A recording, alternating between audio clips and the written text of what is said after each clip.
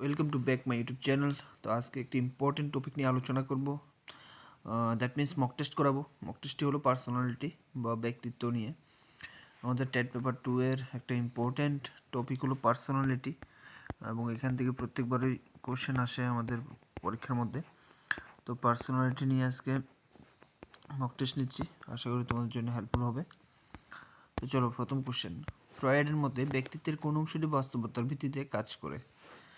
মনোবিদ Freud তিনি কিছু উপাদান দিয়েছেন, সেই উপাদানগুলির ভিত্তিতে কোনটি বাস্তবতার ভিত্তিতে কাজ করে? Option A id, option B ego, option C super ego, option D none of the above.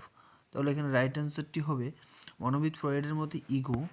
Ego হলো বাস্তবতাকে নিয়ে কাজ করে, বাস্তবতা মানে রিয়েলিটিকে নিয়ে কাজ করে। তো রিয়েলিটিকে নিয়ে যে কাজ করে সেটা হলো কি ইগো। তাহলে এখানে রাইট অ্যান্সারটি হবে অপশান নম্বর বি ইগো।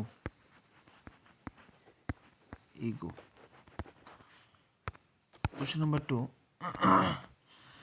কোনো ব্যক্তি নতুন অভিজ্ঞতাকে গ্রহণ করতে কতটা উন্মুক্ত, এটি কোনো এক ব্যক্তিত্বের বৈশিষ্ট্যের সাথে সম্পর্কিত?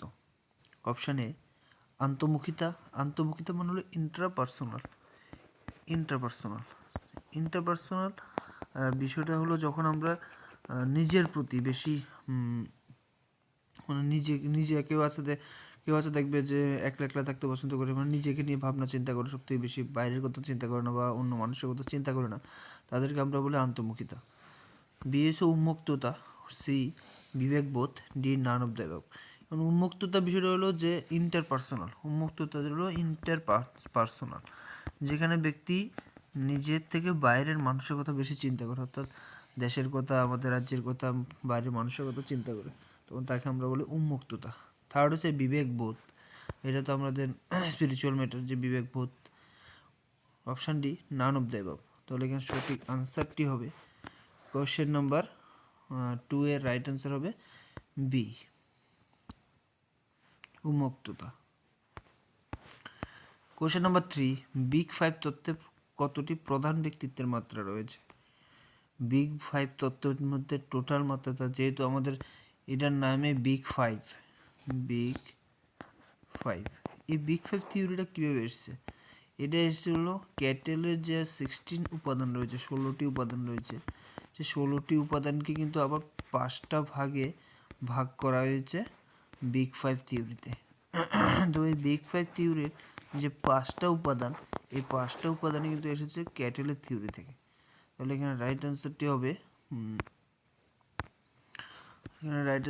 অপশান নম্বর সি 5টি উপাদান। Question number 4। কোনো ব্যক্তি সামাজিক মেলামেশায় বেশি আগ্রহী হলে তাকে কি বলা হয়? আন্তমুখী, বহির্মুখী, নিরপেক্ষ এবং সংবেদনশীল। তাহলে কোশ্চেন নম্বর 4 এর রাইট অ্যান্সার হবে বি বহির্মুখী। Question number 5। আলফ্রেড অ্যাডলারের মতে ব্যক্তিত্ব বিকাশের প্রধান প্রভাবক কোনটি? যৌন আবেগ, নির্জনতা, অভাবনীয়তা, উপরের কোনোটি নয়। তাহলে কোশ্চেনটির রাইট অ্যান্সার হবে অপশন নম্বর ডি। এইখানে যে 3টি অপশানে দেওয়া রয়েছে 3টি ভুল। Question number 6। ব্যক্তিত্বের কোন মাত্রাটি আবেগগত স্থিতিশীলতা পরিমাপ করে? স্নায়বিকতা, উন্মুক্ততা, বিবেকবোধ, উপরে কোনোটি নয়। তাহলে এখানে যে 4টি অপশান রয়েছে, সঠিক আনসারটি হবে অপশান নম্বর এ, অর্থাৎ স্নায়বিকতা হলো রাইট আনসার। Question number 7। জন্মগত বৈশিষ্ট্য এবং পরিবেশের প্রভাবের মধ্যে ব্যক্তিত্ব বিকাশের ক্ষেত্রে কোনটি বেশি গুরুত্বপূর্ণ? শুধুমাত্র জন্মগত বৈশিষ্ট্য, শুধুমাত্র পরিবেশ, উভয়ই উপরে কোনটি নয়। তাহলে এটা তো আমরা সবাই জানি অপশান সি হবে রাইট, কারণ একটা মানুষের হেরিডিটি এবং এনভায়রনমেন্ট তাদের ডেভেলপমেন্টে সবথেকে বেশি, বা ব্যক্তিত্ব বিকাশে হোক, বৃদ্ধিতে হোক, পরিণমনে হোক, সেখানে বংশগতি এবং পরিবেশ, অর্থাৎ হেরিডিটি এবং এনভায়রনমেন্ট দুটোটা অঙ্গাঙ্গিভাবে জড়িত, অর্থাৎ option number c. Question number 8। যে তথ্যটি ব্যক্তি ও সমাজের মধ্যে আন্তঃসম্পর্কে গুরুত্ব দেয় সেটি হলো চারিত্রিক তত্ত্ব, সাইকোসোশ্যাল তত্ত্ব, আচরণবাদী তত্ত্ব, মানববাদী তত্ত্ব। তো আমরা জানি যে সাইকো প্লাস সোশ্যাল, এই যে তত্ত্বটা, সাইকো এবং সোশ্যাল, এই তথ্যটা আমাদেরকে দেওয়া হলো সমাজ ও ব্যক্তির মধ্যে সম্পর্ক গড়ে তোলা। তাহলে এখানে রাইট আনসারটি হবে অপশান নাম্বার বি,